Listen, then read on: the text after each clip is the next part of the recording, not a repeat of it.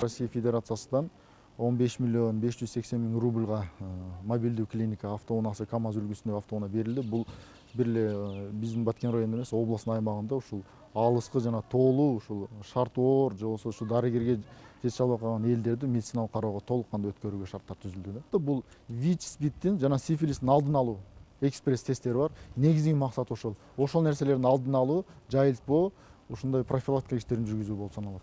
Анан ушу кошумча биз дагы мисалы жерлерде мисалы көз ооруларга болгон муктаждык болсо, хирург ооруга муктаждык, урологторго муктаждыктар болсо, эми көп учурда бул аялдарга муктаждык абдан чоң жаратат. Ошондуктан бул жерде УЗИ жана кальпоскоп аппараты бар. Бул аялдарга ушу медицина кароо жүргүзүүгө дагы абдан шарттар жакшы. Лабораториялык кана бар бул жерде. Ошол жеринде дартты аныктап, ошол жерде лечениясын жазып бере беребиз. Элдерге өтө ыңгайлуу болду ушул жагы мурдага караганда.